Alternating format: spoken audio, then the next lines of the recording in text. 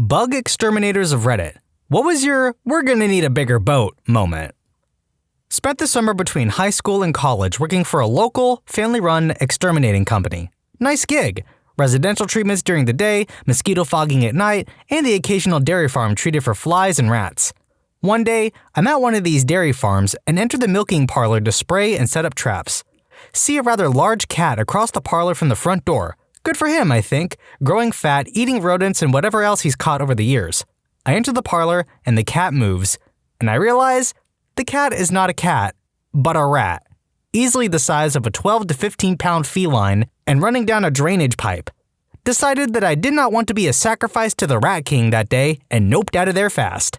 Rats, rats, where the rats? I'm not an exterminator, but that didn't stop my aunt from asking me and my brother from taking care of a hornet's nest. I figured that I could handle it. Heard somewhere that WD-40 supposedly kills hornets, so one night we go over with a can of spray foam and a half dozen cans of WD-40. It was quiet, so I quickly spray the entrance shut with the foam and we go to town on it with the WD. That's when we heard an unholy and frankly terrifying sound come from the nest. We should have ran, but we kept spraying. However, the hornets were not going without a fight. They somehow tore open another entrance and poured out. That's when we started running. Luckily, I parked my car close by and had the doors open, but I had a couple dozen stings, as did my brother. 2 out of 10 would not try it again. That said, the hornets did abandon the nest, and a couple of days later when the swelling went down, we went back, cut the branch down, and lit the nest on fire. It went up in a puff of flame and smoke, so that was fun. But never again am I going up against hornets without calling an exterminator first. I developed a phobia of wasps in the last couple of weeks. I deal with industrial batteries for forklifts, order pickers, stuff like that. We had a 3-day job down in Eugene where we basically had to just pressure wash a crapload of batteries. The customer had to set up outside underneath this metal overhang, during the hottest week in Oregon history, mind you, so that sucked as well. There were nests all along the underside of the overhang, and their occupants were less than thrilled with our presence there. On the 3rd day, we were finally wrapping up, and there were a few older batteries that we needed to prep for shipping because the customer was getting rid of them. One of them was on a busted pallet, so we needed to move it to another one. To do this, you take a strap with 2 hooks on it and hook it to either side of the battery. Well, I go to hook it up, and when I put the hook into the lifting eye of the battery, a crapload of wasps flew out of it and attacked me. I say this with no pride whatsoever. There is no manly way to run away from a swarm of angry wasps. I frolicked out of there as fast as my butt could frolic. Then, I grabbed a broom and used it to open up the lid of this battery, at which point I find the wasps have built a gigantic nest inside the battery. The lid is maybe 3 feet long, probably 10 inches across. These suckers built up all along the bottom of it. They were hanging out inside the battery cells where all the acid and lead and fun stuff is. So yeah, we didn't ship that one. Not dealing with mutant acid-soaked wasps. Pulled back insulation in a crawl space to track termite damage.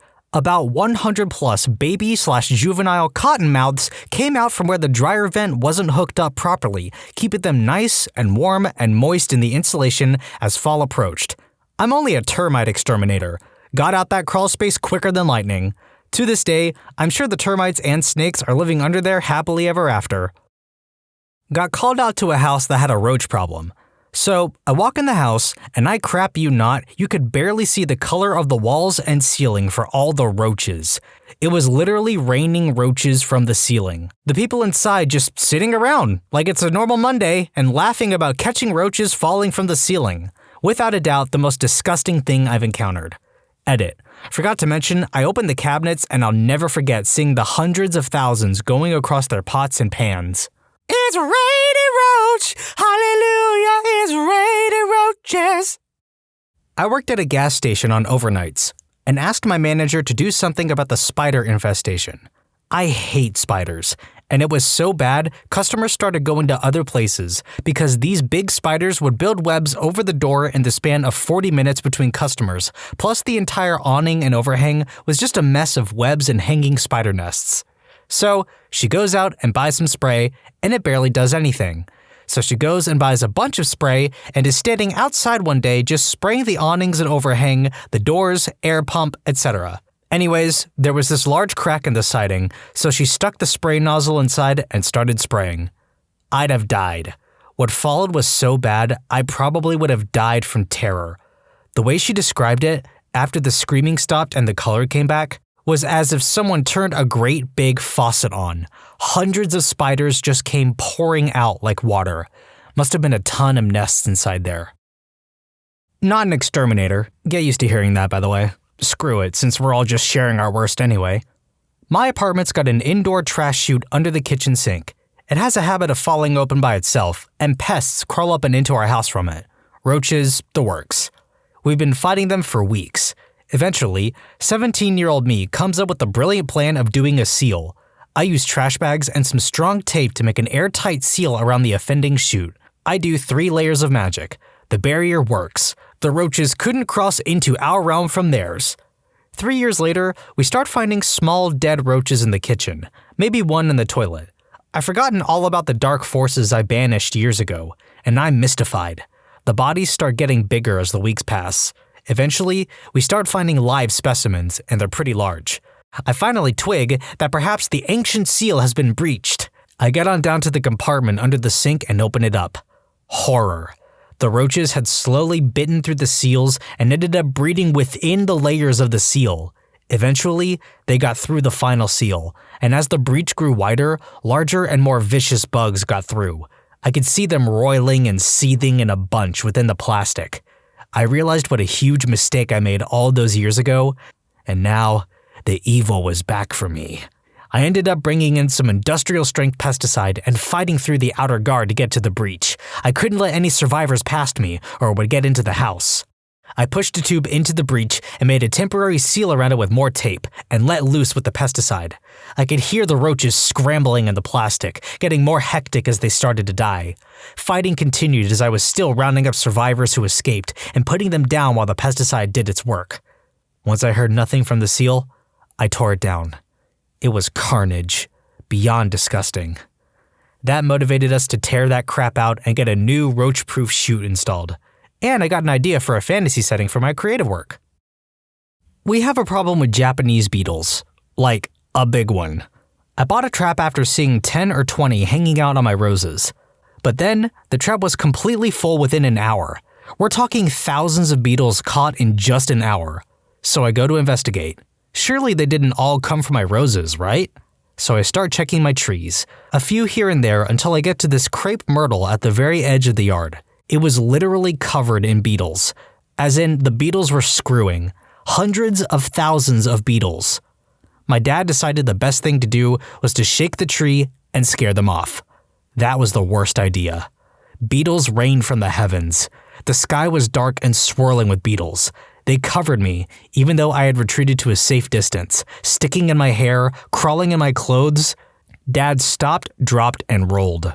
As these beetles were stirred into action, so were all of the beetles from all of the trees beyond. It was Armageddon. I was not convinced I would survive this. A few days later, Dad, dressed in a makeshift hazmat suit, went out and doused every tree with the most toxic bug killer he could find. Even now, weeks later, we have to pick the stiff corpses of beetles out of our dog's fur whenever he comes inside. I still have nightmares. Screw Japanese beetles. I'm not an exterminator, but I do bee removals for a living. The most honey I pulled out of a house was about 250 pounds. That's about 21 gallons of honey. I had to leave halfway through to go to Home Depot because I only had 3 to 5 gallon buckets with me. People sometimes try and kill hives with Raid. While it may be effective in some cases, no one is going to call me when it works. In other cases, it backfires spectacularly. For most of her life, the queen is fat to lay eggs. She can fly, but only short distances. So sometimes, when you spray a hive, you'll annoy the bees enough for them to abandon the hive and try to start a new one, but the queen is too fat, so they'll only move to another spot in the same house. The workers at the old hive will raise a new queen, and now you have 2 hives.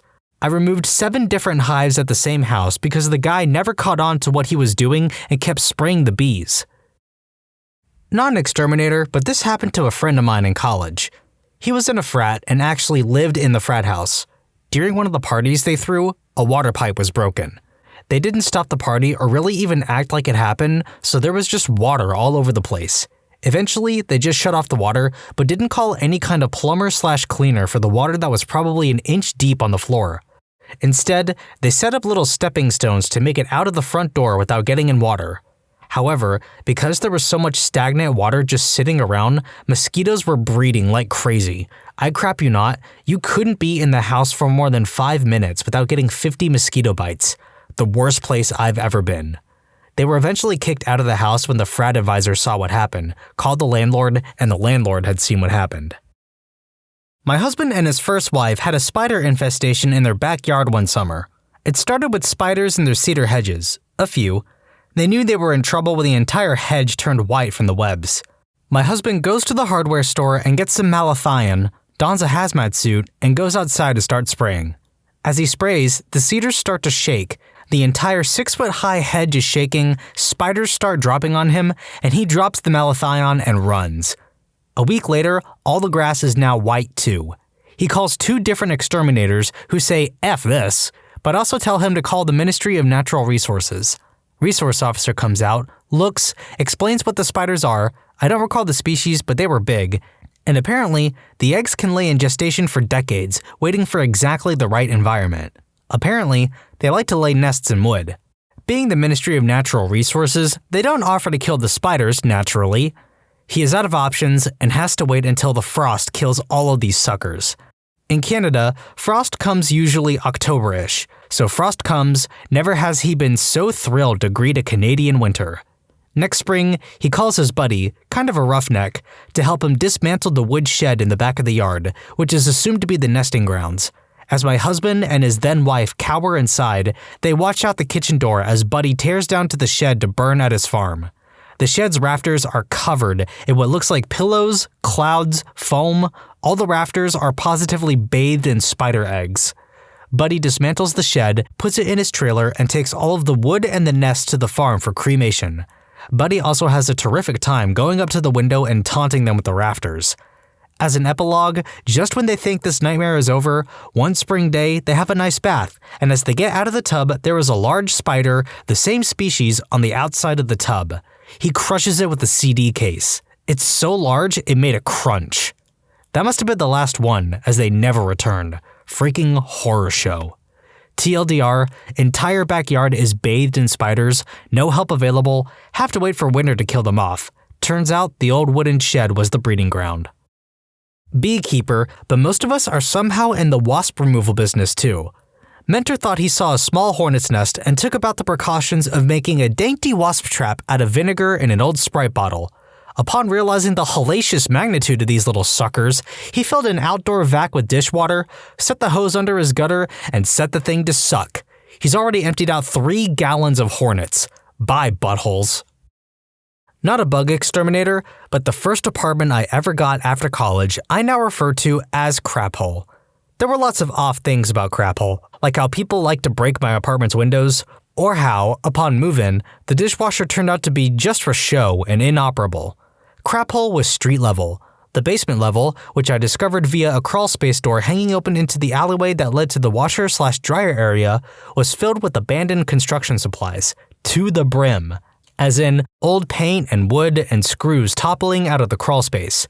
I knew it was a cesspool. I knew pests probably lived there. I figured raccoons, and decided to get on the lookout for a new apartment. The day of move-out, the day I need to pack all my stuff, I'm showering in the 2x2-foot shower stall, and something touches my feet. It's red, with long crooked antenna, but it's small.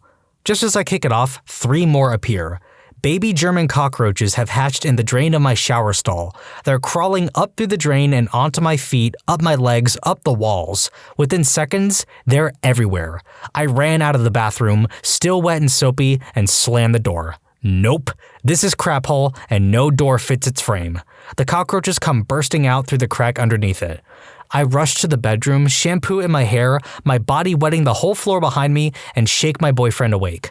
Before I can even tell him what's happening, there's a meow, meow down the hall. My cat had been in the bathroom while I showered. Crap. I run back, will myself to open the bathroom door, where roaches are still scampering under the cracks and desperate mew mew sounds are emanating. I open it. The roaches are climbing the mirror, they're in the shower curtain. I find my cat, a baby roach on his side, one in his whiskers, and flick them off, grabbing him and carrying him outside. So there we sat, outside our apartment, the three of us trying to figure out what to do at this point. All we want is to get out of Crap Hole, and now every item we own is infested. Now, no matter what we do, Crap Hole will follow us, and it'll screw not just us, but our new neighbors, our new neighborhood too. We Googled it. We put everything we owned in an XXL black double-thick garbage bag meant for yard work from Home Depot. We filled each bag with pesticide. We moved the bags to our new apartment and let them sit out on the patio for 2 days. We slept on wood floors. We bought all new groceries. We bought 2 new towels. 2 days pass. We open the bags and nothing moves. We wash all the clothes/linens. I haven't seen a cockroach since. But F that apartment. F you, Crap Hole. May you burn to the ground. Obligatory, I'm not an exterminator, but my dad and stepmom held their wedding at our house. They wanted something small, close family and close friends only. Basically, like an average get-together with cake and a ceremony. They got Italian food catered, and it was overall an amazing time. Fast forward to maybe 2 or 3 days after, I was cleaning up the last of the mess from the party, and I go to take the garbage out. There are a handful of flies around the garbage, but I think nothing of it because, well, it is trash after all. I had 2 bags of garbage in my hands, so I kinda have to kick the garbage can open. I kick it open, it flings open, and there is a sea of maggots. We're talking in the tens of thousands at the very least, maybe hundreds. I couldn't see any garbage beneath them. I had kicked it open with such force that many of them had flung out and onto me. I was wearing Old Navy flip-flops and oversized basketball shorts. Some actually flew up the leg of my pants from the kick and onto my bare feet. I dropped everything and screamed as loud as I've ever screamed before. I went into the driveway to dry heave, shake out my shorts, and I even started crying a bit. I have an incredible fear of maggots, and this experience had made it 10 times as horrible to me. My dad and stepmom got home from a movie as I was having my little meltdown in the driveway. He asked what was wrong, and I told him. He went to go see for himself. I heard a scream, and he ran back to the garage. I went inside to cool down a bit. He came back in 15 minutes visibly shaken. I asked him what he ended up doing, and he said, I just went to the garbage, got all the wasp, ant, spider, and snake-killing chemicals as I could, opened up the garbage with my eyes closed, and unloaded every single can. What had happened was that we had so much meat left over from the catering order, chicken parmesan, Italian sausage, etc., that we had to throw it all away, in the garbage. This was during July in Texas, so the meat had been rotting in the dry 103-degree heat for an entire day or 2. Hey, just so people are aware, if you ever end up with that much food left over, call up your nearest shelter of any kind and ask them if you can donate it. No wasted food, no maggots. Finally, an exterminator story. Walked into a house for a roach startup. The walls moved. They were in the dressers, beds, closets, furniture, not to mention common areas like the kitchen and baths. Heck, they were in the walls. The place was an old, run-down, 5,000 plus square feet nightmare that I had to clear out single-handedly. 3 months of weekly 2-hour services, and I got things under control. Then the rat problem started. I wasn't too heartbroken when the service was canceled for non-payment. Went to an old woman's trailer for a routine pest control job. Spray the outside, put some granular down, simple stuff. Then she comes out of the house and exclaims she has roaches. Never been to the house before, was just covering for a coworker. So I go in and immediately I smell German roach infestation. So I look around and see all of these glue boards with 50 to 100 roaches on them. Pull out the fridge, and there has to be at least 300 on the walls. I turn and look at this old lady and say, "Ma'am, how long have you had these?" She told me she has had them for 3 years, so I go around looking for the rest of the house, and I'll list a few things I found. A back porch filled with cat food and cat poop. Very heavy termite damage in her roof. I ask her how long she's had the termites, and she responds, "Since I moved in." And I ask her, "How long ago did you move in?" She replies, 22 years ago. The house is a death trap. And a family of possums living in the corner of the house. I told her we need to fumigate the house. It will kill the roaches and termites in one go, and she told me she is treating the termites herself with some crap she bought at Walmart. I told her I will come back to treat the house with my manager. Flash forward a week, and me and my manager spent 2 hours at the place, spraying and getting every crack and crevice we can. I'm still treating that house, and it's been 5 months. On a side note, the old lady obviously had dementia. She would go, "Oh," whenever I would tell her about basic hygienic living.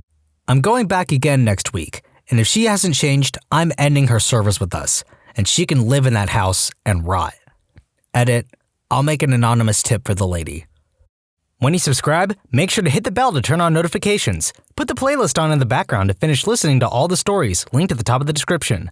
And if you like Am I the Genius, give Am I the Jerk a shot, linked in the description too. Either way, thanks a lot for watching, and we'll see you guys next time.